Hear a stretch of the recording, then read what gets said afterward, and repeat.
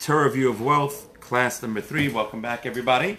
So just a couple quick announcements before we start. Number one is, I don't know if you've noticed, but Rosh Hashanah is a few days away.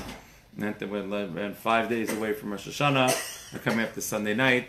So I just want to make sure that everyone has a place to go. We'd love to have you for the High Holiday Learner Services. We have the learner service that I'll be doing down here. I'm starting on 7:25 on Sunday night and Monday night, and starting at 10:30 on Monday morning and Tuesday morning. And we are lucky to have Rabbi Lashak back again this year, and so he's going to be joining us as well for the beginning of the mornings of the high holidays. Well, if anyone would like to join us for any meals or would like to arrange for any meals, please feel free to come. We'd love to have you to come join us. Okay, good. Hopefully you all also remember Sukkot is not too far away, so if anyone wants to order their own lulav and esrog, they can do that as well. And I think we sent out an email from Zedi Ruvain's esrog farm that you could get your lulav and esrog through there. Okay, so we are up to the third and final part that I think everyone has been waiting for, the way to make money. Okay, that's the class, right? This class this week is, what does the Torah say on how to become wealthy in the physical way, right? Not only, as we talked about many times over again, that we have lots of wealth, right? Just we kind of tend to overlook that, and we're obsessively focused on money. I met with a student today, and she says, I just got to make money. Yeah. It's all about money. I said, okay, well, come on Tuesday night. I said, come tonight to class, and we'll hear that there's other things besides money, even though money, it's a means to an end, but it's not an end to itself, so don't get too fixated on it. And the Torah has a very clear ways for us to have to become wealthy. So she's not here, so I guess she doesn't like money. That's right. So she actually is working tonight, I think, so that's why she couldn't come. But that kind of is really what it is that, just again, real wealth. Okay, so it's very interesting. I have a student whose brother actually runs one of the Fidelity hedge funds. So like that kind of is just an interesting guy, actually a religious Jew. And so he once told me a great statistic, which I thought was really amazing. He says, what is a successful hedge fund, Fidelity fund manager? He says, so successful fund manager, he's good if he's right over 50% of the time. If he's right over 55% of the time, then he's great. And if he's right over 60% of the time, he's a liar. Or a cheater. Or a cheater, right? Okay, right? And that cheater is just a nice name for liar. I'm not sure which ones were nicer or not, but that's right. Right? He says, right? So, which I thought was quite fascinating. All these people who all their days and nights, all they do, all day and all night, is look at the market and try to figure out what's going to make it, what's not going to make it. And yet, at the end of the day, when everything is, you shake everything down, you boil everything down to it, if they will not be right more than 60% of the time, which is quite fascinating. It means if you took, again, the same old, what they call the monkeys and the dartboards, right? And you kind of throw them, right? They picked a portfolio of monkeys throwing darts at a board, and whatever they hit, that's the stocks they bought, right? They did actually better than most managed funds. And that I just thought was just interesting is that really they did about good and great, and just that it's really just 50% over 50% right, and then great is being over 60%. So that's just kind of just interesting. Okay, so now who controls how much we make? You mean financially? Financially.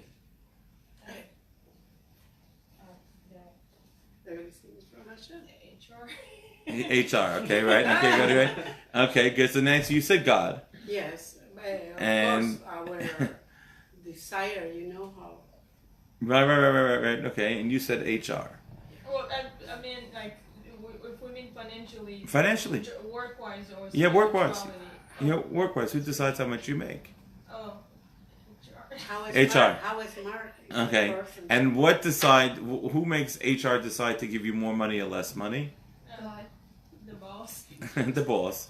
And who makes the boss decide how much to give, who to give a raise to, who not to give a raise to? His boss. Mm-hmm. Who's his boss? Our boss. We all have the same boss, and that's God. Okay, right at the end of the day, God runs this world.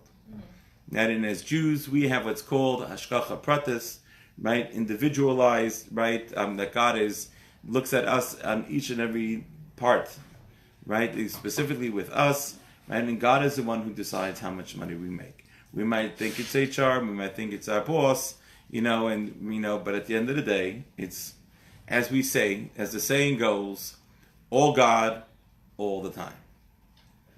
Yes. Rabbi, what about the Levite that it's supposed that they don't have, I don't know, I don't understand pretty good if, for example, they are successful with money, working, or they don't, according to Hashem, according to the law, they don't receive any. So the Levites, okay, so you said, what about the Levites? So the Levites' job, the Levites and Cohen's job, right, was to teach the Jewish people and help inspire us to come closer to God. They did not get land in the land of Israel like all the other tribes, right, because they were not supposed to be spending their time working in the field. Because they'd be working in the field, they wouldn't have time to study Torah and to teach us Torah, right? So therefore, the tribe of Levi, right, what happened was God said like this. God said, and it's actually quite interesting, it's always just a good thing to understand. Okay, is that if you take a look, right, if you make 100 for every 100 bushels of grain you make, okay, right, what is the breakdown? What are you supposed to do with it? So you give 2 out of every 100, so 2%, you give to the Kohen, you give to the priests. The next 10%, which is 9.8%, that goes to the Levites. Okay, why do the Levites get more than the Kohens?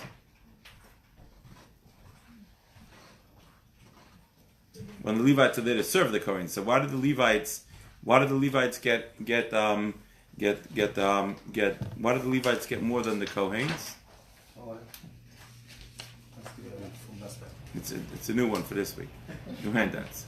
Okay, there's 3 handout for number 3 and handout for number 4 is 2 papers.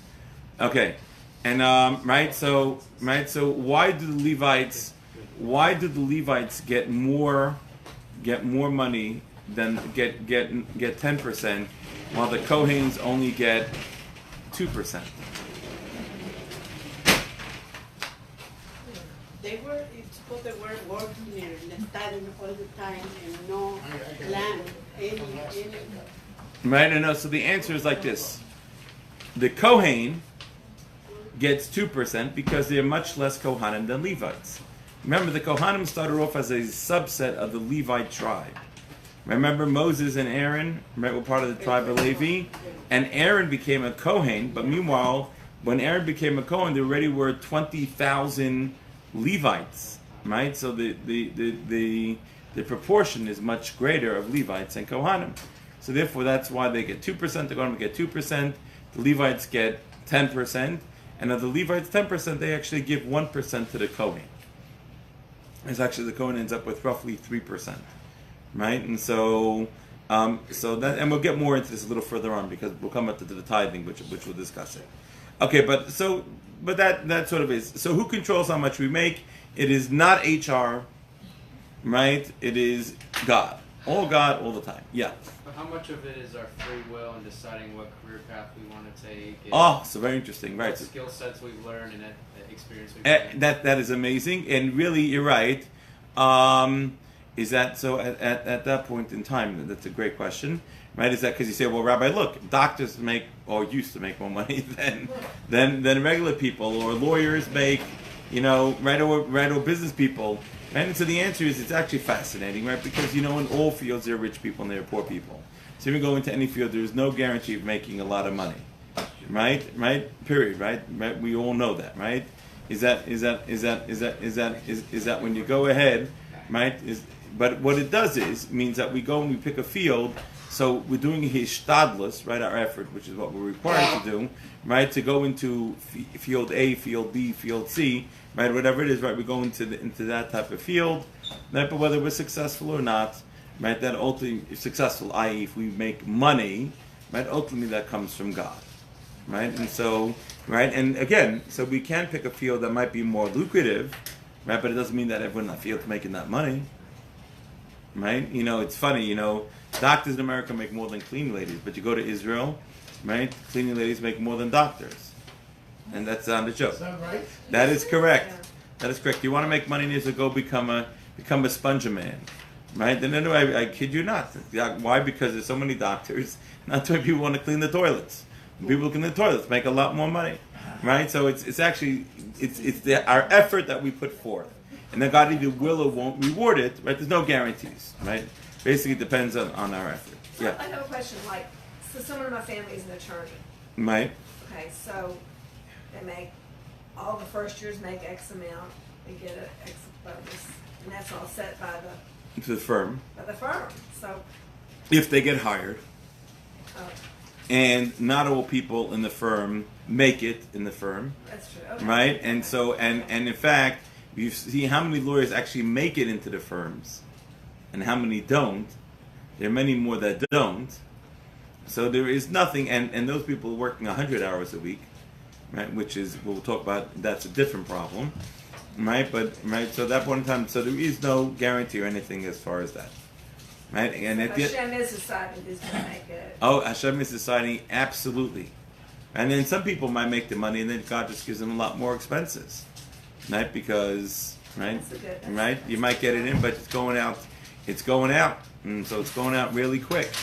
Right, and so kind of like that's sort of on how you have to view it. Does God favor those who work hard? Sure. Again, work hard, work honest, but not too hard. Why? Because just like the manna, right? Let's go back in the desert. What did the Jews do to get manna in the desert? They had to go gather it. They had to go gather it. But what did they really do to get the manna? They prayed. They prayed, right? The way they served God. And if they prayed well, their manna showed up at their doorsteps. If they didn't pray so well, where did their manna end up? Far away. Far away, right? And so the wicked people, who God still fed, even though they didn't deserve it, right? Well, we would say they didn't deserve it. God still fed them, but they had to walk. Their manna fell all the way on the other end of where the Jewish people were. So basically, they spent the whole day walking out to get it, and walking back in. Right? So what happens is that they might have gotten their manna, but it took them a whole day to go about doing that. So, right? So Hashem decides who can work the 100 hours. Well, working 100 hours a week is something we have to be careful about, right? About not doing either, because if we work 100 hours a week, basically what we're saying is that we're in charge of how much money we make and not God, right? And that's not a good sign to say, right? So, but at the end of the day, God controls how much money we make, right? That's what the manna from heaven comes from, right? And in fact, it's quite interesting, right? It's in Exodus, right? The story of the manna from heaven. And actually, some people have a custom to actually read that portion, that part of the Torah every single day. You know why? Because to remind, right? It's a segula. Which part of the Torah? The section called Parshas Haman. Right, the parsha dealing with the manna falling from heaven, right? So they actually go ahead and they read Parshas Haman, right? I'll show you right here. Parshas Haman. They read it every day, right? Because that is a right. It goes ahead, and it's right here, manna from heaven, page 385 in your stone chumash. Right, and actually starts. Right, so it actually starts right, chapter 16 in Exodus, verse 4, and it goes through the entire chapter 16. Right, so it's actually 32 verses. But people go ahead and people read this every day, right? Exodus, right? They go ahead and they read this, right? The manna just remind us so that again that we make money, or how much money we make totally is dependent on God, right? Just to make sure that we're all very clear and understand that, right? That's where our money comes from. Yes. See the side of the Rosh Hashanah. Right. A good point. And Rosh Hashanah is this Sunday night, Monday night, Tuesday, and then this Rosh Hashanah decide actually how much money we're going to make this year. So if you want to raise, make sure you show up in Shul on Monday morning to pray and ask God for it. And by the way, before you show up in Shul, right, tell God a plan of what you're planning to do with it, so God can decide whether He wants to invest with you. Yes. Non-Jewish. So if I were to ask God that I wanted more money, is He still gonna answer me? Okay, so the good news is that even for non-Jews, God controls how much money they make. So And not only that, I will tell you something fascinating, something that most of the non-Jewish world doesn't know. The entire non-Jewish world is being judged this coming Monday. Monday morning, the entire world is going to be judged, not just the Jews, right? But the entire world is going to be judged this Monday morning. So this Monday is a pretty big day in the history of the world. So because I don't have a religion, Mm-hmm. so is it okay for me to go to like a Jewish temple and pray? So the answer is, it is always okay to come and to pray to God. Always, right? And it's actually there's a verse that says, Ki veiti veit tefillah yikare lechol ha'amim. My house is a house of prayer, right? It will be called, right, for all people. Right? In the temple, you didn't have to be Jewish to come there. Right? Even non-Jews would come there and would pray. In fact, what's fascinating is that at the end of the day, really, the Jewish people actually pray for the world, right, and help the world get sustenance. And if the world would have recognized how much their sustenance comes from the Jewish people praying, not only would they not have destroyed the temple, they would have put all the armies around the temple to make sure that it would not get destroyed. That's an amazing thing. But before, I thought it was just like people talking, and when I hear from a Jewish person, I'm like, yeah, they're Jewish, they're egging themselves. Right. But then when I went home recently in November, and there was a bank, and I was passing by with my family that lives in Africa, in Congo, and my cousin goes, no, there was a bank, and I was like, oh, that is a really nice bank. He goes, yeah, it's owned by Jewish. Didn't you know Jewish people run the world? And then I heard the same thing from my friend when I told him I was dating a Jewish person. He goes, oh yeah, they run the world. I never knew that, but I keep hearing it. So people think the Jews run the world. So it's funny. It's funny, like God runs the world, right? We Jews, God, right? We have a special relationship with God, right? But right, it's really, in a funny way, through our prayers and through our actions, right? That will bring goodness to the world. But remember, Jews, we don't say you have to be Jewish in order to get to heaven, right? You don't have to be Jew. You don't have to be. There are many righteous Gentiles that are in heaven, and many righteous Gentiles, non-Jews. Right? Okay, they're non-Jews, and they're righteous Christians, they're righteous Muslims, they're righteous people of all different faiths that are in heaven. We do not believe that you have to be Jewish to get to heaven. It'd be a pretty boring place if we got there and there was just us. No, it wouldn't, because it's not really about us, it's about God. So heaven is a place where we get a chance to spend and to absorb God, right? Absorb the holiness of God. That's what we're doing in heaven, right? So it's irrelevant, right? But yes. Rabbi, one of our mission is to draw people close to God. Right. That's what our main mission is. He said, through you, after we get blessed, he said, you become my treasure possession, and right. through you, the whole universe will know that I am the only God. So right. our main mission is to draw you. You welcome to the temple. Yeah. I like that example that the rain is rain for everybody. Mm-hmm. It's just if we are, how can I say, ready to receive that beautiful blessing. Right. Yes, because it's a blessing for everybody. Sure.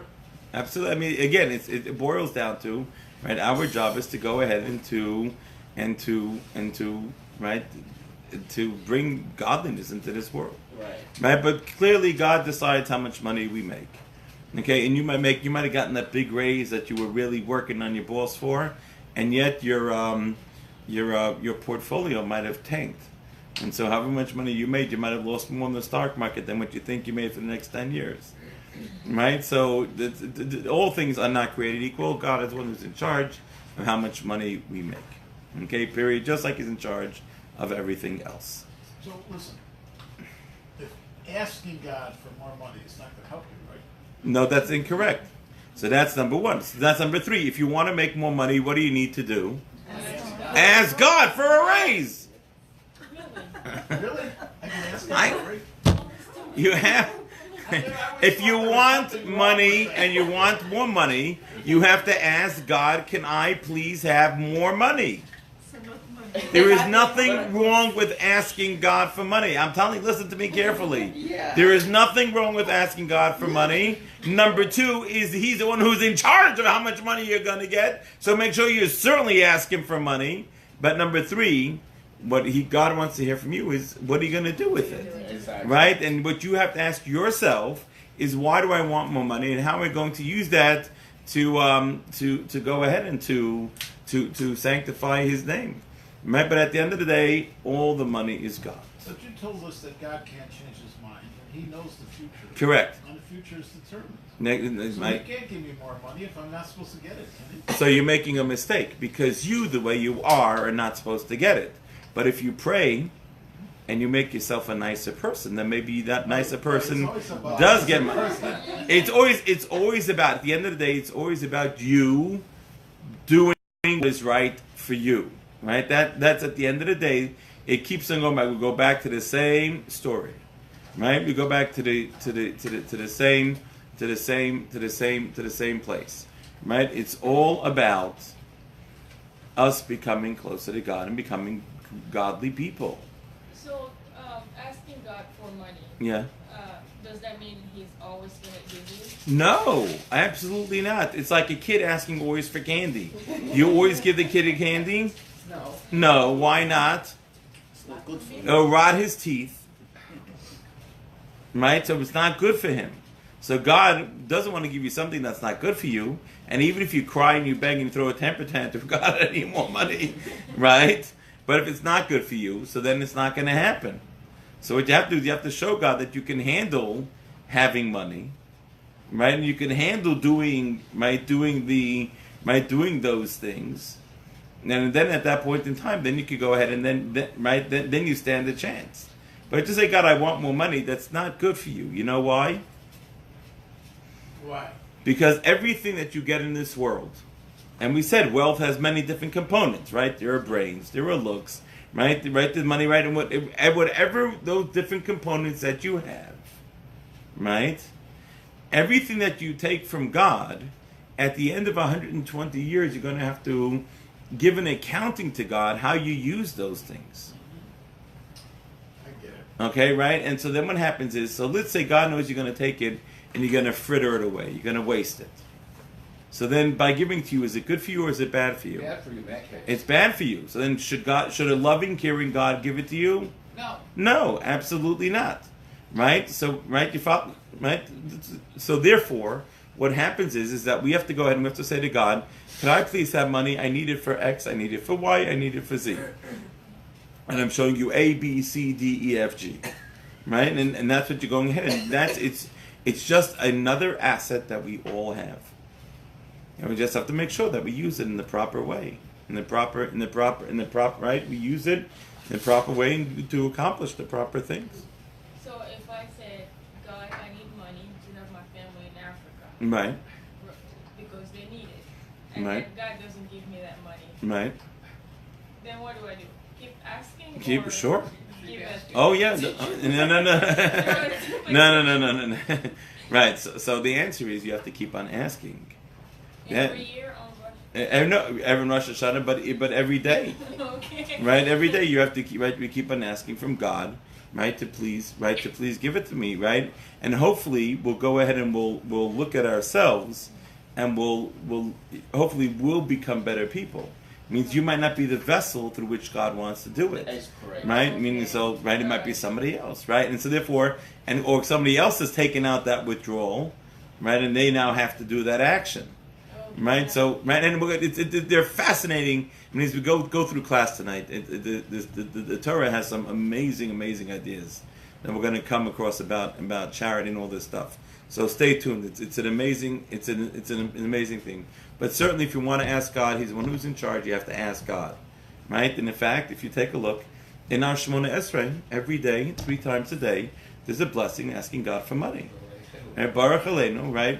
Please, right. As God, please give me the blessing for this year, right? And give a blessing on our fields, right? And satisfy us from your bountifulness, right? From your goodness, and bless our years like the previous years, right? Who to give blessings to the years. It clearly comes from God. Clearly, that's what we're asking for. There's absolutely nothing wrong with asking for money. Zero. The question is, why are you asking it? And that's really the key to kind of get into your brain. Yes? Okay, if you look at the Tashlich prayer, there's an extra tefillah. And we ask Hashem that we should not have to beg, to go from the hands of flesh and blood, but at God's hand. Right. And then we should be able to do Hashem's will. Yes. That's important. That's a very important thing. Without endangering ourselves. As a matter of fact, when we get the money, we should use it for Hashem's will. Right. That's very interesting that we see in the extra prayers of Tashlich and Rosh Right. Hashanah. To go and to do it. Absolutely. It's not just on Rosh Hashanah. Every day there's also. Okay. Good. Okay. In the second blessing of Shemona Esrei, very interesting. Okay, the Shemona Esrei, the silent devotion that we pray every day, has a set. There are 3 parts to the Shemona Esrei. Okay, there's the first 3 blessings, there's the last 3 blessings, and the middle 13 blessings. Okay, the first 3 blessings are when we praise God, the last 3 blessings are when we thank God, and the middle 13 blessings are blessings that we ask from God. Okay, we ask from God, we ask for things. Okay, that's what we go ahead and that's what we do. So what is very interesting, the second blessing of Shemona Esrei, it is an unbelievable idea. There are 4 keys that God keeps to Himself and doesn't entrust with anybody else. Does anyone know what 4 keys those that God keeps for Himself? Beis HaMikdash. Nope. Okay, Jewish people. Nope. Abraham Avinu. Nope. Okay. Alrighty. Okay, I'll give you a hint. How do you say key in Hebrew? Oh, for God's sake. Key. He is Mafteach. What? Mafteach. Mafteach. Potech is a dach. Mafteach, where it comes to the word mafteach is a key. It's the same root as the word as posech, to open up. Mafteach. Mem, pei, taf, ches. Mafteach is a key. Now I'm going to tell you fascinating, really, why a key is called a key. Because there are 4 keys that God hangs on to. The mem of mafteach, right? The first letter is a mem. The letter mem, matar, is rain. Right? God hangs on to the key of rain. Okay? I mean, God's in charge of how much rain falls and when it falls. Okay? Right? All the forecasters in the world can try to figure out where God's going to drop it. At the end of the day, right? Meteorologists is the only profession that we pay people, right, to be wrong more than 50% of the time. Okay, right? Why? Because they're not in charge. God's in charge, right? You have your, right? So mem is matar, is rain. God is in charge of rain. So that's key number 1. Pei stands for parnasa, which is livelihood, right? God decides how much livelihood, how much money we make. Why would you want to have that hurricane last year and destroy all that? Then very, very fascinating. Jewish So if stuff. you would have come to my Rosh Hashanah sermon last year, would have come to my learning Nice. service. You see what I talked about on Rosh Hashanah, right? With $100 billion worth of damage to Houston, something like that. Is a huge amount. Not sure I said, why it started. how many heroes were born during the hurricane? How many people stepped up thousands. and became great people? Right? I would say tens of thousands. Oh yeah. You imagine how many neighbors helping neighbors? But right? And one of my favorite videos from it was the Cajun Navy. Right, all these people with these, right? They're going ahead and pulling cars out and trucks out from all these, right, from all the people that were swamped, right? They're taking in their swamp boats. Man, amazing what people did. Amazing stuff. Tens of thousands of people came in. So I said, so really, if you think about it, I said, so that $100 billion, so what did it cost God to make 10,000 heroes? Nothing. No, it did. It would cost $100 billion. Right? Right? Okay, right? So cost, so that's, right, so that was 1, 2, 3, 4, 5, right? Whatever it cost $10,000 or $100,000 per person. Right? That's what happened. That's what it cost them. Man, I said, so that's a cheap price for creating a hero. Right? Because what? You know, I'm missing them. So right, about $100 billion is and a million is 6 zeros. 1/10 of that. Right? A billion, right, is 9, right? 10, 11 zeros. Man, it took 4 zeros, right? 4 zeros knock off 4 zeros. Right, so then you're down to 7 zeros, right? So it goes about a million, but more than 10,000 people. There probably were 100,000, even a million people that became great people, and their lives were changed. Man, and those people that became heroes at that time, the rest of their life has changed, right? Because now they've become a hero. They now become great people. And so what happened was, so God went ahead and God created opportunities for people to become great heroes. I said, and it's interesting, I said, we don't live in Houston, so we can't tell Houston why Houston got the rain. That's the rabbis in Houston to figure out. And that's the rabbis in Houston that have to talk to their congregations. I do not know.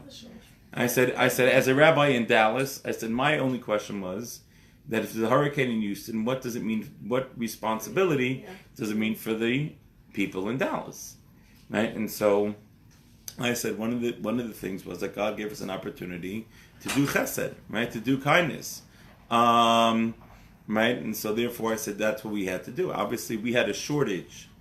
Right, we didn't have enough chesed points going into Rosh Hashanah, right? So God went ahead and God gave us an opportunity to do chesed, to do kindness, and that was our job. Right, it means that God runs the world, and everything that happens in the world, right, is from God, directed by God, and exactly meant for me and for you. Right, there are no mistakes. Right, and so every drop of rain that fell, right? It fell exactly where it needed to fall. Why? Because that's what God said, right? And so God controls the entire world. So again, so mafteach. Let's go back to our key. Mem is for mafteach. Mafteach. Mem. Pay. Tough. Ches. Mafteach. Mafteach. Right? And so mem is for matar, rain. Pay is for parnasa, which is livelihood. Tuf is for tchias hamesim, which is revival of the dead. And ches is chaya, is childbirth. Those are the 4 keys that God holds on to himself. So and in fact, it's very fascinating. Do you know how many words are in the second blessing of the Shemona Esrei? I see it right here in front of me. Yes. Okay, good. Right? And so what happens? Right? So you have right, you have these four keys. In the second blessing of Shemona Esrei, there are 57 words. And you know why the sages use 57 words in the second blessing of the Shemona Esrei? They use 57 words because there are, if you take these 4 verses in the Tanakh of where rain, livelihood, revival of the dead, and childbirth is all mentioned, and you count up those words in those 4 verses, guess how many words are in those 4 verses? 57. And you're quick now. 57, right? And so when we say the second blessing of Shemona Esrei, what we're doing is we're saying to God, look at this, right? Remember these 4 verses where it talks about these 4 ideas. But clearly we see from here that the key to wealth belongs to God. Now, the question we need to ask ourselves is, why do I want wealth? Right? That's really the question. Why do I want to become wealthy? Right? What do I want to do with it? And then, by the way, right, and funny, and really, what is that worth, right? Because it's actually quite fascinating. What's at a guy in my office? Comes from a very wealthy family. I said, you better be careful what you do with your money. I said, because your money has cost you so much pain and suffering. I said, every sibling in your family has been divorced because people that married you married them for your money. Right? Take a look at people who are children of wealthy people. Yeah. Right? How messed up they are. Right? Not only that, you ever heard of the terminology golden handcuffs? Yeah. Right? So people who get, they get a modest amount of money, $3 million, $4 million. Right? So they become paralyzed in life because they can't risk it, right? So they kind of live it and kind of meandering along, right? But not really doing anything, right? It becomes paralyzing. It's actually quite fascinating. We kind of tend to think that people who have money is just like just silly things, right? But you should know there's a lot of pain and suffering that comes with it, right? The wealthy people have to worry about who their friends are, why they're being their friends. Maybe they just want their money, right? So money is not a very good thing, and people. And it's funny how people just become so crazed over it. When at the end of the day, it's really you gotta have to understand, why do I want wealth? What is it worth? And really, what's a good reason for wanting wealth? What's to help people? Well, to spread godliness into this world. Right? That's why you should want wealth. Yeah. Who controls job satisfaction? You or Hashem? So it's very interesting. That's a choice that you could make whether I'm satisfied with it. Right? But again, that's right. We said everything comes from God except for fear, awe of God. Right? Meaning that what gets thrown at you is all is all tests. What you do with it is your challenge. Right? You know what I'm saying? Like it's funny. I had a student, a blessed memory, actually, Dr. Harvey Ashman, who's actually with the high holidays are being sponsored, in his memory, that he said, Rabbi, he says, you don't know how many people I've cured. He was a big psychologist in town. He said, Rabbi, you don't know how many people you've cured. I've cured thanks to you. And I said, well, what do you mean? He said, well, I once had this lady come in, and she says, she hated her boss. Right? Because every time her boss came, it gave her anxiety, like she couldn't get over it. So he said she knew she wasn't Jewish, but she was a religious woman. So he said to her, he says, don't you think that God controls everything? She said yes. He says, don't you think that God sent you the boss that you have because it's something that you need to learn? So she said yes. So he says, okay, so from now on, whenever she comes there, you have to imagine that she has these little angel wings on her back. And she's one of God's little angels doing his task. He said, and it cured her. I mean, she was able to go back into work and to function. But it's really, she was able to go back to work and to function. What about right? these little angels? What's that all about? No, because since God controls everything, right?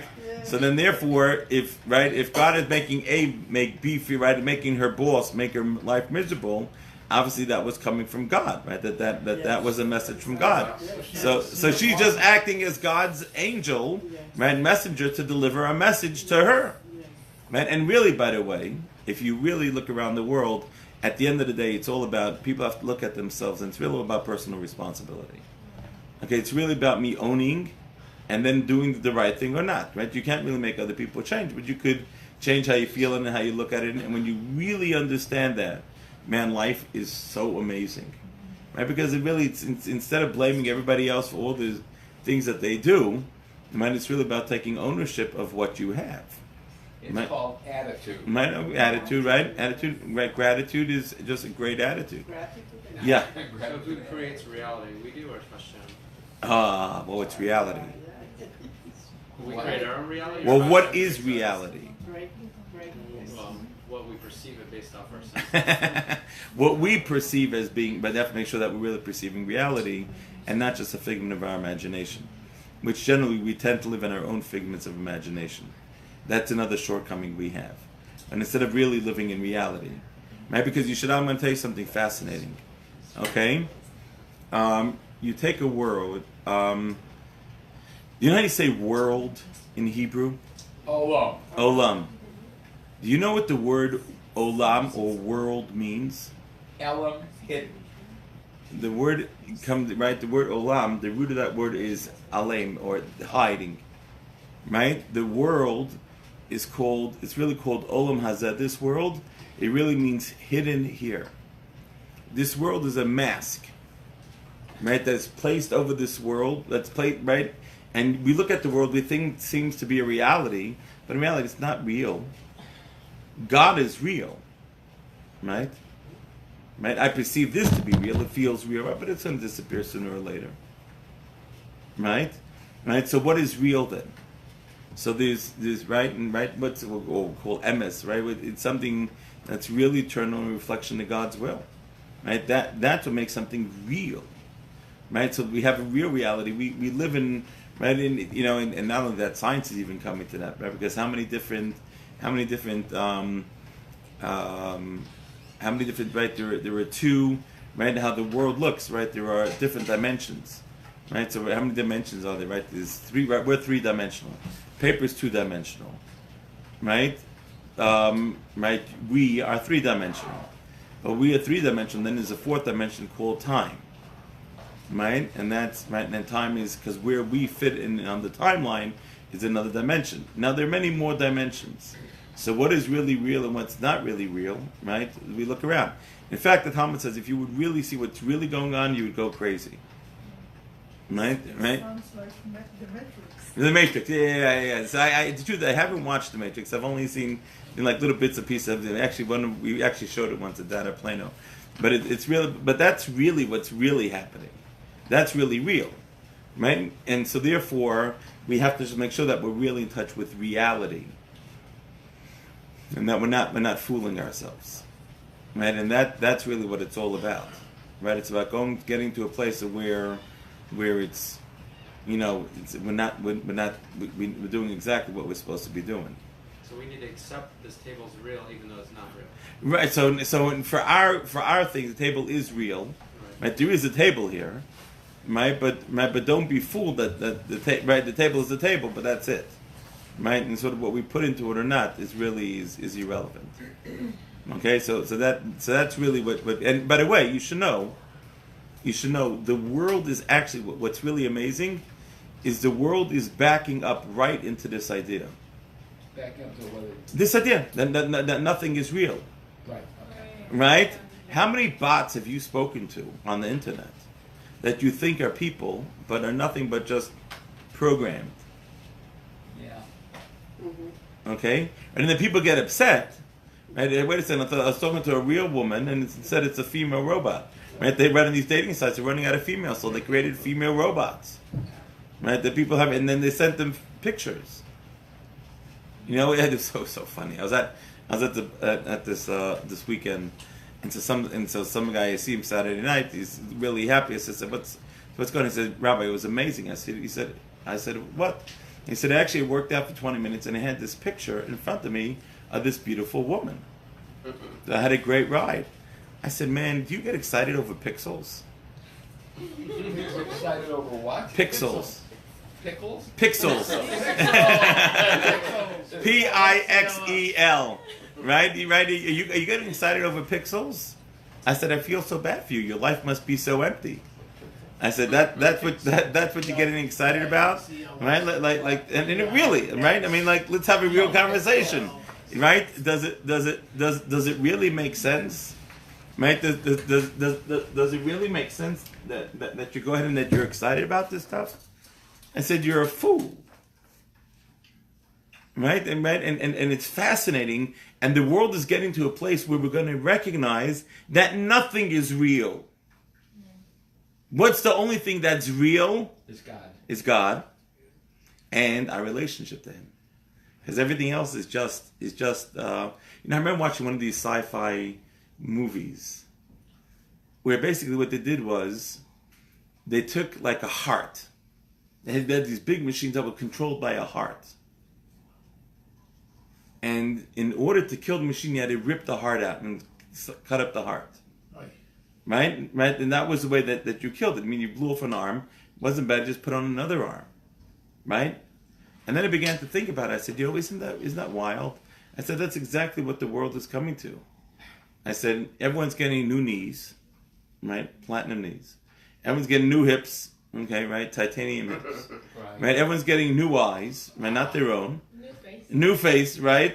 Okay, new heart. Forget about all the other, right? All the other, right? Liposuction and all the other, right? Breast augments and all that type of stuff, right? Which is certainly not real, right? So at the end of the day, you look around at people, man, and I'm thinking to myself, I'm saying, this is exactly what's happening. I said, isn't that amazing? I said, that's exactly what's happening in our world.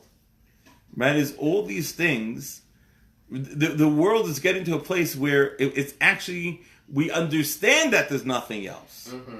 But they can't make a soul. Right. They can't, right. And that's really what drives it. Isn't that amazing? It's amazing what happens, right? You blow your leg off, no problem. I'll just stick another leg on because it's all plastic. Right? I lose an arm, not a problem. I'll just put another arm because it's just all plastic. Right? It's amazing. It's amazing where the world is going, and this is just technology, right? Isn't that an amazing thing? Like to me, it's fascinating. I stand there and I just laugh and laugh and laugh. We can buy a beautiful girl from. Yeah, you can buy a picture, not a problem. It's pixels, not a problem. You like pixels, right? So, Rabbi, everything is an illusion, yes? That's it. Exactly. Everything is an illusion. It's exactly what it is. So what's real? It's only God. So what is it worth? The next question is... No. So right? You understand what I'm saying, right? So what's the only thing that will last you forever? Your relationship. My relationship with God is the only thing that's going to last forever. Why? Because as soon as you leave this body, what we call death, right? As soon as you leave that, right? And so it's relationships with everybody, right? Not just God, right? It's a relationship, right? That's what we call our soul, right? Like thoughts and feelings, right? So those are the things that are really real, right? Those are the pieces that really go ahead. And because those transcend this physical world. Right? So what we're doing is we're passing through this world, right? And what are we supposed to be doing in this world, passing through this world? Right? We're going ahead and we're picking up, right? Is picking up stuff to help our relationship with God. So is that what you mean by what is it worth? Yeah. I don't get it. So what if it's worth what? How it... Does it bring me closer to God? Is that what you're saying? Perfect. That's exactly what I'm saying. That's it. You got it right. Oh, you find the norm. You got it right. Okay, after a few years and lots of thousands of hours. Slow, okay, I know you're gonna get you're good at this. Yeah. So what will happen to our soul in the future when technology gets to a point where we can live past 120 years? All right. The answer is the soul not a problem. Right now, again, one thing technology will never be able to do is control our soul. It actually is to how long our soul sticks around for, right? But really, right? I mean, to me, it's just fascinating looking at it from medical science, right? We basically have been able to create humanoids or bots or whatever it is, right? And keep the human heart, keep the soul attached. How much of the original human body do you really need? You don't need its eyes, right? Because now they make glasses for blind people, right? You don't need to hear because we have sensors that can hear for you, right? We don't, right? And so really the only thing is your brain. And that we're going to start replacing pieces of that too. Your brain and your heart, and you don't even need your heart because we can pump your blood. It's not an issue, right? So it's fascinating where the world is going. But from a religious standpoint, to me, it's really showing how everything is just an illusion. Because everything is just fake. And so we can't get sold by the fakeness of this world. Right? You want to make sure you go ahead and you you want to get into a place of where it's real. Okay, I have a great story about actually a friend of mine. That my friend of mine who actually runs a Kollel in another city. So he told me, he said he had just come back that Agudas Israel of America had gave out an award named after his father. So I said to him, I said, wow, I said, tell me about your father.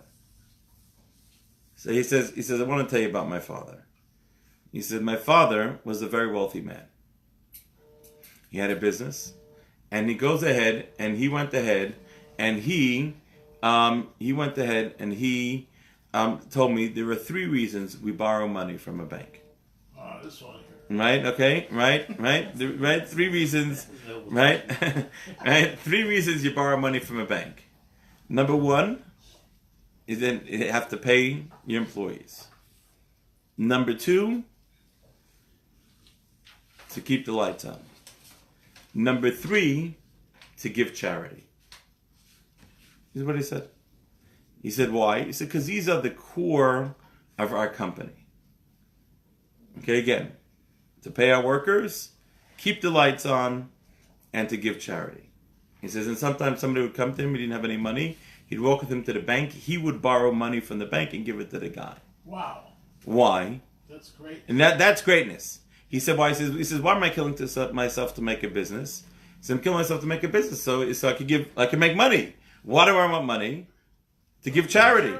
He says, so that's the core reason of my company. So no matter, I'll go ahead, I'll forget about my company, I'll go and I'll just work like everyone else and whatever. And I won't. He said, but I want to be one of the people that give out charity. He says, so that's the core principle of my company.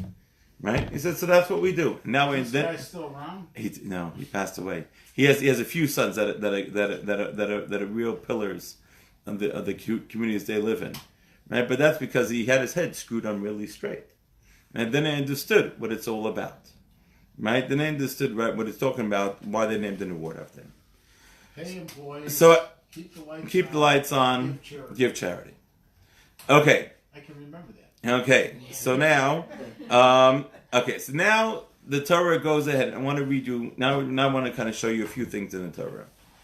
Okay, right, if you take a look at Deuteronomy chapter 14, verse 22, right, Deuteronomy chapter 14, verse 22, right, actually this is a Torah reading that we read on the holidays, right, it's very interesting that we picked this Torah reading to read on the holiday, right, but in Deuteronomy chapter 14, verse 22, what does the Torah says as follows? The Torah says, Aser ta'aser es kotfua zarecha hayotze asada shana b'shana. Right? You shall tithe the entire crop of your planting, the produce of your field, year by year. And you shall eat before Hashem your God in the place that He will choose to rest His name. The tithe your grain, your wine, and your oil, and the firstborn of your cattle and your flocks, so that you will learn to fear Hashem your God all the days. Okay? Says the Talmud. Aser to aser. You shall, and they translate it as you shall surely tithe. Aser to aser, says the Talmud. Aser, what does aser mean? 10%. 10%. Ta aser, also 10%. So what's a double 10%? 20. 20%. 21%. Right? No, a little less actually, because if you have 10%, the next 10% is on 90, so it's really 19. That's right. Okay, so it's a 20%, call it just a 20%. Aser to aser, you shall surely tithe, right? Or you should tithe twice. 10% And 10% and 10%. Says the Talmud, you know why it says aser to aser? Says the word to aser means from osher, wealth. Aser to aser. If you tithe, to aser, you will surely become rich. So you need to get 20%. So you need to tithe, right? Tithing, right? By tithing, that you will go ahead and you will become wealthy. I have a student who is a very wealthy man today, and so I was speaking to him about tithing, and so he says, Bentzi, he says, when I went to work, he says, I began to make sure that I religiously, he wasn't so religious then, but I religiously tithe. He says, because I wanted to become wealthy. Aser to aser, right? And that's what we said, that giving tithing is between 10 and 20% Of what you make. of our after-tax income. Right, that's what it is. Right, aser to aser, and that's the way to become wealthy. Right, you should to become, if that's what you want to do. Right, so tithing is right. We're supposed to give between 10 and 20%. Right, and then make sure. Okay, and then we'll talk about how to give it out because that's a very important piece as well. But aser to aser, right? You shall surely tithe. Right, it says it twice, 10% to give 20% of what we make. It's very interesting if you take a look in Genesis. Right, in Genesis chapter 14. Start Genesis chapter 14. Right, verse 20. Right, that's a story where Abraham goes ahead and Abraham gets a windfall. Right, there's a war, the 4 kings and the 5 kings. The 4 kings win, and then Abraham goes and he beats the 4 kings single-handedly because they took Jethro, they took his brother-in-law. Right, so he went, and so what does it say? So if you look in verse 20, so it says as follows. Right, so it really starts from verse 17. The king of Sodom went out to meet him after his return from defeating Kedar Laomer, and the kings out with him to the valley of Shav, which is the king's valley. But Malkitzedek, king of Salem, who is Shem, Noach's son, for he brought out bread and wine. He was a priest of God the Most High. He blessed him, saying, "Blessed is Abraham of God, the Most High, maker of heaven and earth. And blessed be God, the Most High, who has delivered your foes into your hand." And he gave him a 10th of everything. Right? Abraham went and gave Melchizedek, who was the priest at that time, he gave him a 10th of everything that he had taken. And to see Abraham went ahead, and Abraham gave my tithe.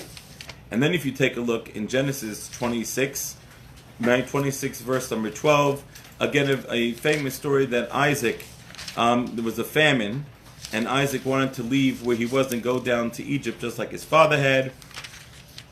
And God came to him and says, "No, don't go down. Stay where you are. It's important for you to be here, and because you can't leave the land of Israel because you were brought up as an offering, as an Olah offering." And what happened is that he goes ahead, and so it's very interesting. And so the Torah says.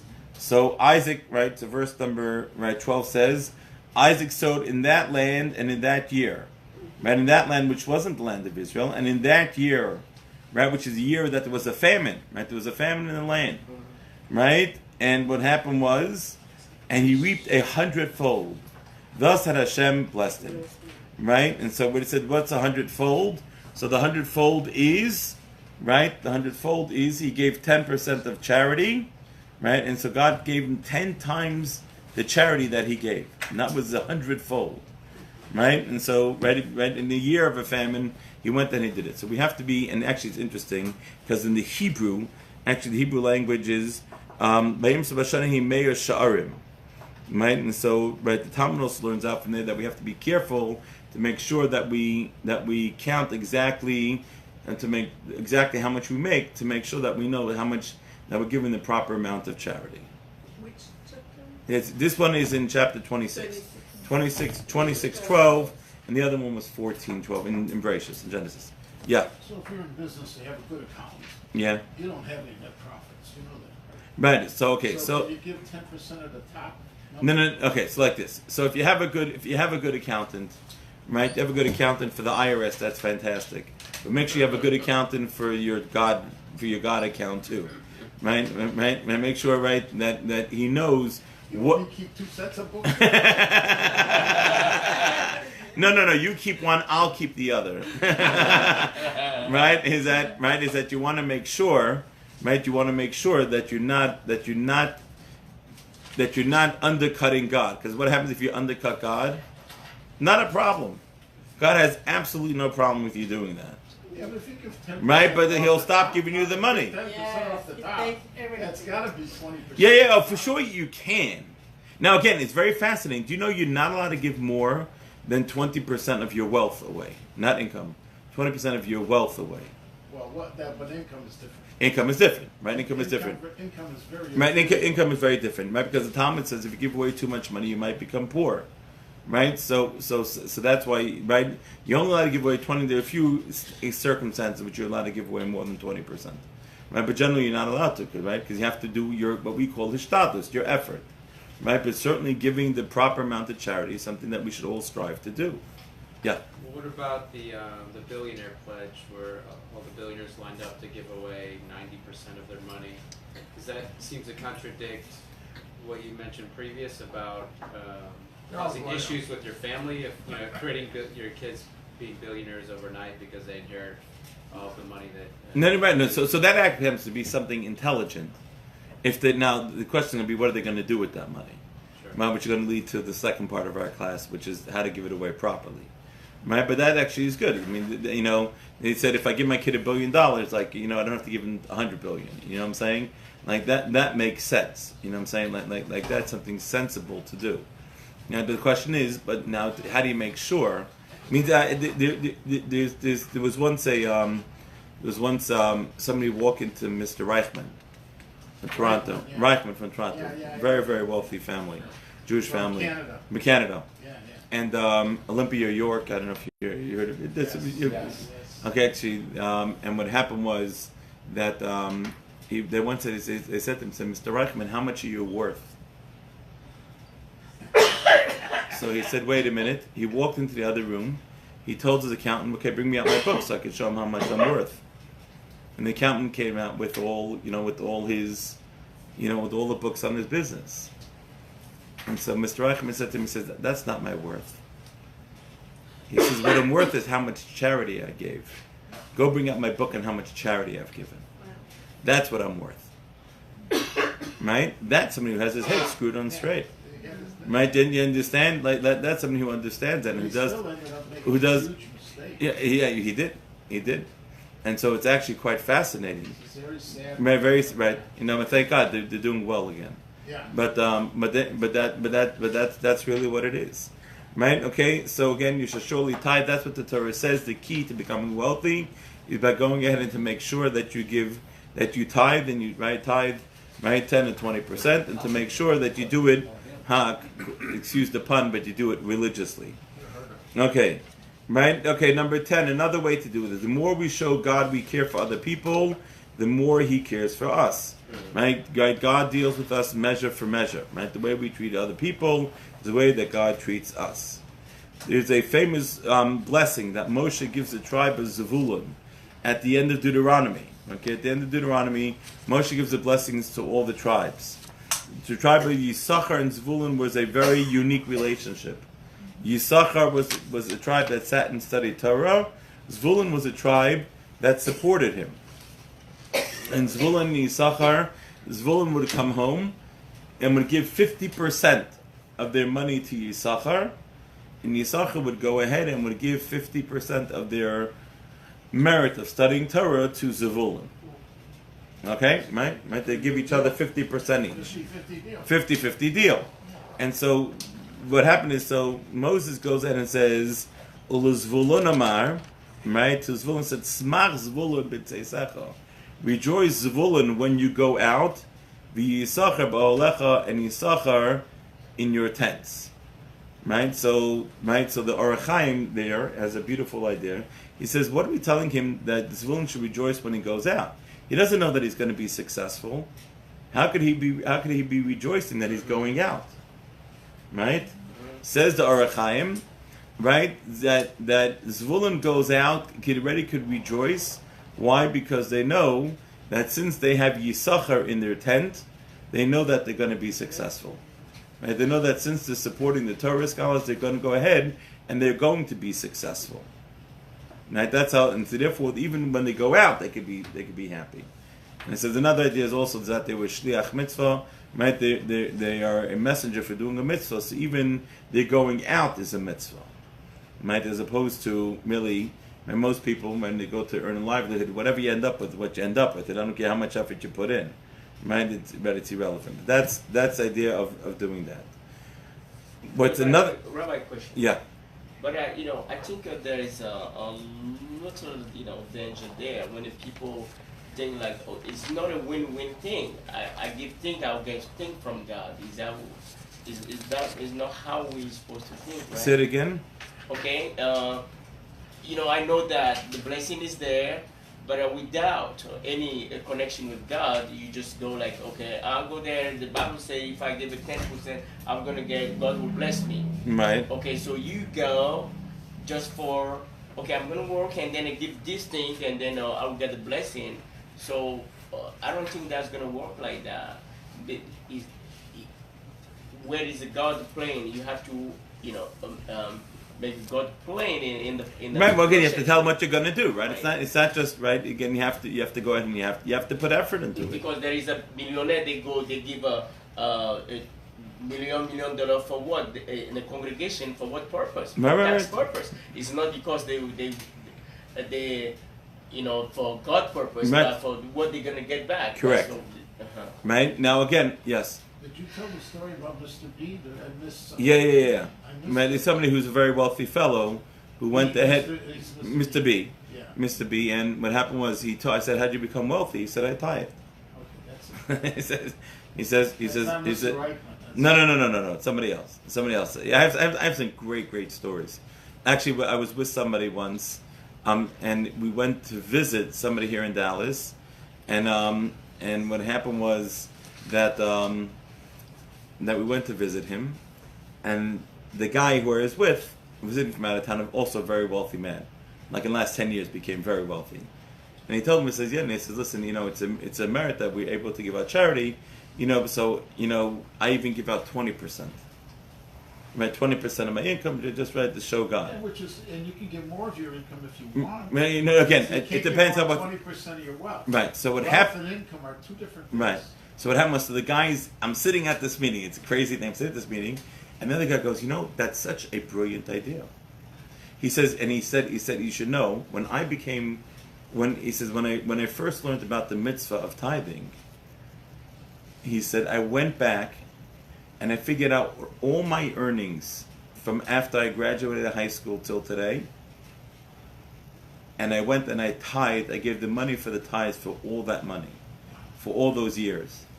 He said, but now you're telling me that it should be 20%. He said, I'm going to have to do that. I'm going to do that same thing. I'm going to go back and look at all, and then then you say, this is a guy.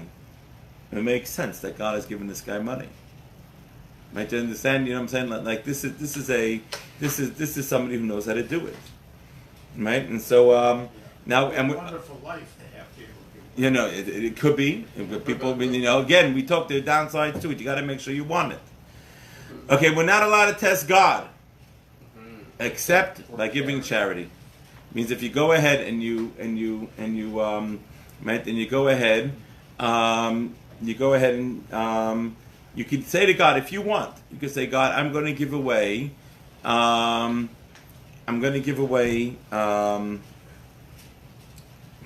and I want to see me get the money back.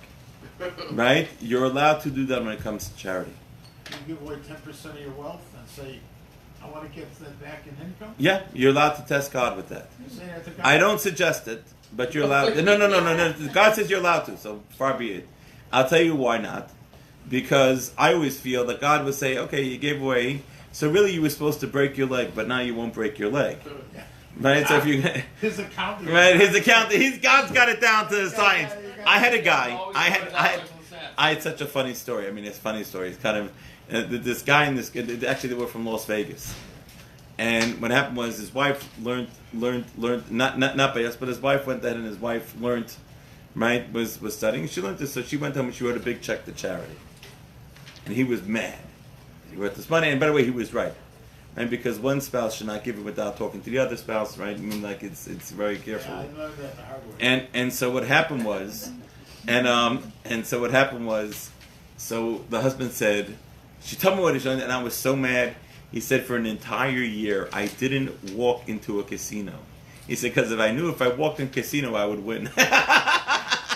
He goes, so I was going to make sure that we weren't going to make that money. He says, and the last day, and he was ready to go home, and just the last day, he said he got rear-ended by a garbage truck. He said, and he ended up settling for the city. 10 times the amount of money that she gave away. So that kind of is right. So you're allowed to test God, right? But again, you've got to take that so you can get it back. Yeah, Not his accounting is not safe. not. You don't know what you're going to get. That's it. Okay. And then the final thing on this part is remember that keeping Shabbos is the source of all blessings. Okay, what's the story with Okay, Mrs. S. Mrs. S. Actually, a fascinating story. It was an older lady who said, Rabbi, she said, I'm running out of money. She says, I can't. I have these few accounts. I need to work on Shabbos. And I said, listen. I said, if you don't work on Shabbos, she said, I said, God promises you Shabbos is the source of all blessings. Everything will be okay. She said, Rabbi, I really can't do it. I said, listen. I said, I'm just putting it out there for you. And she came back a few months later and she says, okay, Rabbi, I'm going to start keeping Shabbos. I don't know how it's going to work out, but I'm going to start keeping Shabbos. I said, oh, great. I said, Mazel Tov, it's amazing. Good for you. And what happened was, 3 weeks later, I get a call from a sobbing Mrs. S. I said, are you okay? She goes, Rabbi, you'll never believe what happened. I said, what happened? Because I told her, I said, when you say you're going to keep Shabbos, I said, right away, the evil inclination is going to test you. Right? So and you just show you're going to do it anyway. She says, I just got an account that was equal to all the money I was making beforehand. It basically doubled my business overnight. She's crying. She's crying out of happiness. Right? She's saying, I'm keeping Shabbos and this is what's happening. So Shabbos is the source of all blessings. Now, it's very fascinating. The verse in Deuteronomy chapter 15, verses 7 through 11, that are amazing. The Torah says there will always be destitute people among the Jewish people. Let me repeat that. God says there always will be poor people among the Jewish people. Why will there always be poor people among the Jewish people? So you can give tzedakah. So you can give charity. Right? Because if you don't have a poor person, you wouldn't be able to give charity. And charity is a tremendous mitzvah, right? A tremendous opportunity. So God says there always will be poor people among the Jewish people. So when somebody comes to your door, sometimes we have that, why don't you go get a job? Why don't you go work? Yada, yada, you, right? You're upset at them. And really, what are we upset? We're upset because we really don't want to give them money. And so it's easy for us. So it's a way out that we don't have to give them money, right? That's really what we're thinking. Right? But God says there always are going to be poor people. So number one is, remember, be happy you are the giver, not the taker. Right. Number two is that never blame them for being poor. God promises there always will be poor people. Right? That's just the way God made the world. Right? God could make sure that everyone gets enough money, and God didn't do that. He gave some people more of it and some people less of it, so the people with more could help out the people with less. Okay?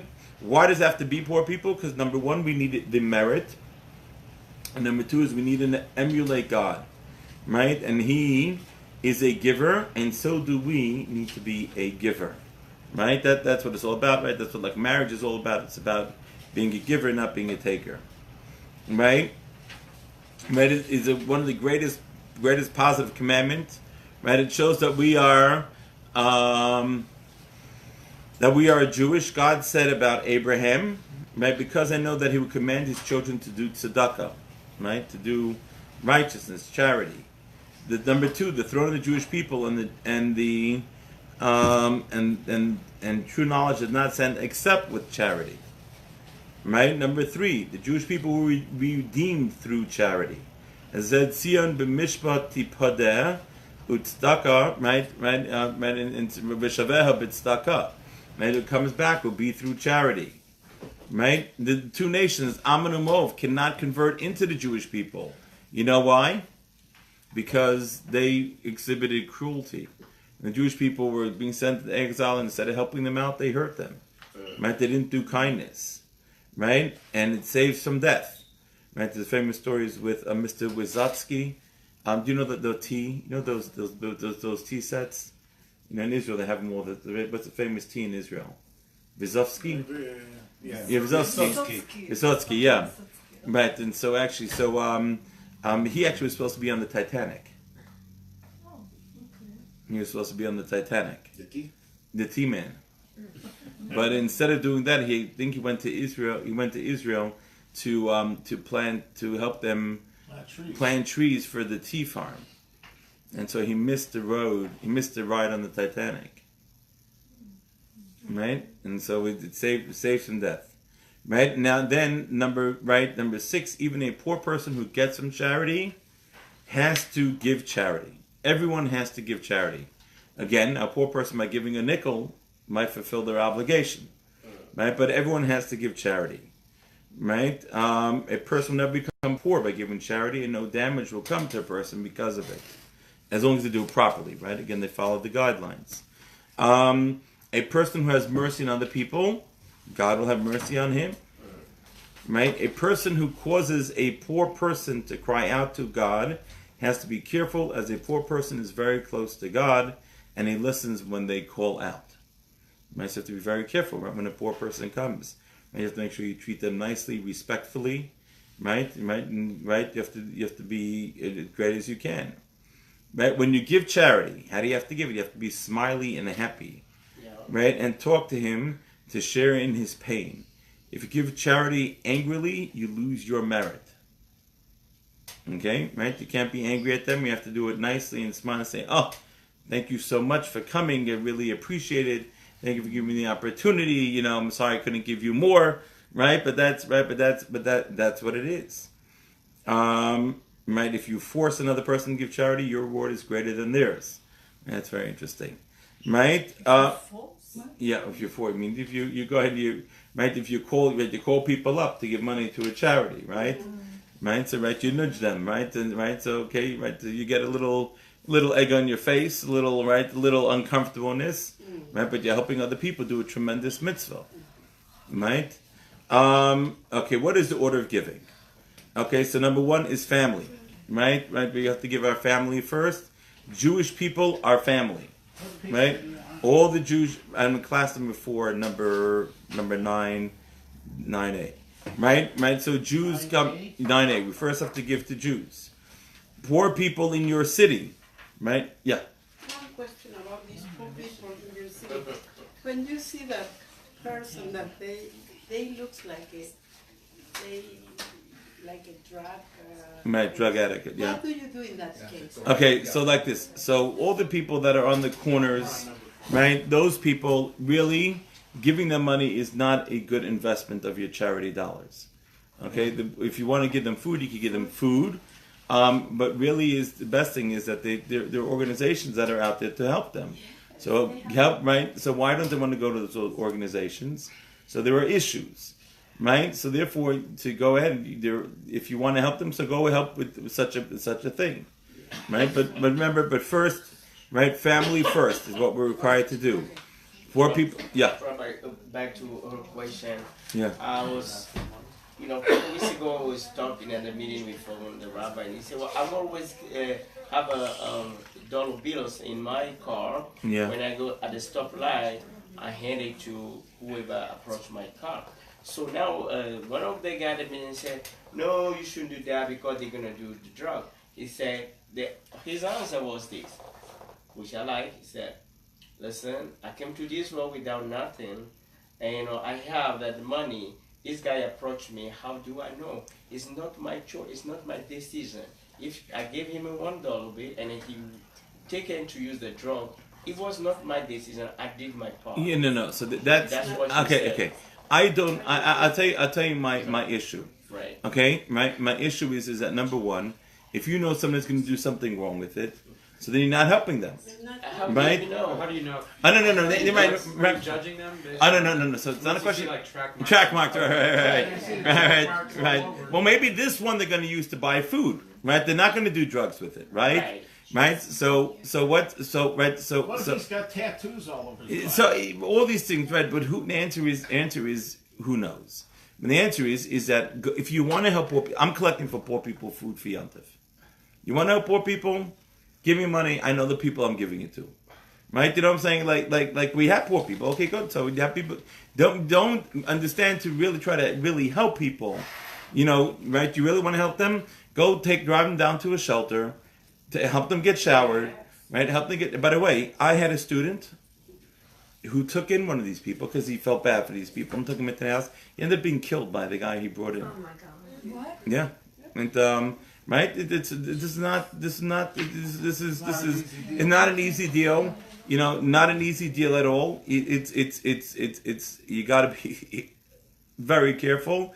Unless you're trained, you shouldn't do this stuff. You got to make sure you want to help poor people. There are plenty of organizations that go out and help poor people. Right? That's not. Right? Again, right? You know what I'm saying? Like that's what it's about. You want to make sure, right, that you're really helping, not that you're enabling. And again, right? You really want to help a person? Go find out exactly how much money he needs. Make him sit down, help make him plan, and put him on his feet. We're going to get to this, right? But poor people in your city. Then go. Israel's like your city. Torah scholars are first. Poor Torah scholars are the highest. Numbers after family, right? Women before men, right? And a person who rejects God should not be given to. Why women before men? Why? Because okay, Frankie, if you're asking this question, you're in the wrong place, right? Right. Get in line, Frankie. Okay. Right. So that's right. So that's obvious why. Okay. So there are 8 levels. There are 8 levels of giving charity. Level number 1, the highest level, catch somebody on the way down before they are down. Right? An ounce of prevention is worth a pound of cure. Right? Find the person a job. Make a partnership with them. Lend them money. Right? It means these are all things that are amazing ways, right? To go right before they become desperate. Number 2, you don't know to whom you're giving, and the poor person doesn't know from whom he is getting. Right? So I give money to a charity fund. Right? But now this is very important. Giving money to a charity fund, this is very important, but only if they know how to give out the money according to Jewish law. Which is? Okay? Meaning if there's some committee that's deciding how the money is being given out, but they don't follow Jewish law, so then they're wasting your money. So you're going to ask them, Rabbi? What? They say how you dispatch the money. Yeah, They will for tell sure. you before you give the money. Yeah, for sure. Absolutely. I want to give you 100,000, but I want to know How you're giving it out. Absolutely. They will tell. Yeah. Okay, How keep do your you know money. what is Jewish law about giving? You're giving. No, that's not. There are hierarchies of how to give, and there are levels of important things on how to give. If you give to a Jewish charity, it's going to go to Jews, isn't it? Yeah, no, but giving Jews is one thing, but there's a priority, right? Don't you want to make sure that you're giving it properly? Well, the Torah scholars who are suffering. Well, you have to know how to do that. Well, that's Jewish law, right? There's a whole section in the Shulchan Aruch on how to give out money properly. But the people who decide to give it out have to know how to give it out. Properly. Right? Number 3, right? You know to whom you are giving, but the poor person doesn't know who you are. Number 4, the poor person knows who he's getting from, but the giver doesn't know to whom he is giving. Number 5, give him before he asks. Number 6, give him after he asks. Number 7 is you give him less than he needs, but gracefully. And number 8 is give him less than he needs, and you are angry. You don't want to do that. Right? No, you don't want, right. But it's better than not doing anything at all. Right? But make sure you're happy. Right? Stop for a minute, think happy thoughts, and hand in the check and say thank you so much. Right? Imagine you're buying a share in the world, which you are. Right? So that's a very good spot, right? It's a great deal. Okay, even then, if somebody comes knocking at your door, a poor person, I tell people make sure you give at least something. So if you give money and you don't smile, you're going to have problems. Well, again, that's right. Better than not giving at all, right? But smile. It doesn't cost you You're anything. happy to give, but you don't feel like smiling. Well, the poor guy at your door, why aren't you giving him a smile? You give him a smile and a Yeah, right. Maybe give him a glass of water too. Okay, right? Okay. So then we go ahead. Give before you pray, as God treats you the way you treat other people. Right? If you're generous to other people, God will be generous with you. Yeah. Okay, now here's very important. Make a budget of how much you will give, right, between 10 and 20%, and budget out to where you want to give it to.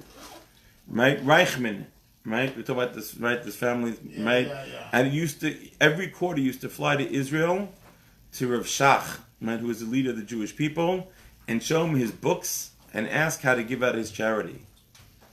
He once made a quick $1 billion and flew to Israel and gave Rav Shach $100 million check and said, please give it out to charity. Make sure everyone gets what they need. Right? Rabbi Yashiv, right, a great leading Torah sage who just passed away, said, find poor Torah scholars and give them all your charity. Right? And then that's also, there's actually somebody told me an amazing story with Rav Scheinberg, of blessed memory. Yeah. He was actually in Chicago.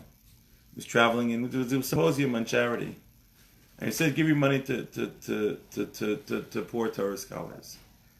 So at the event, somebody raised their hand, got questions and answers, and said, I have a son who's autistic.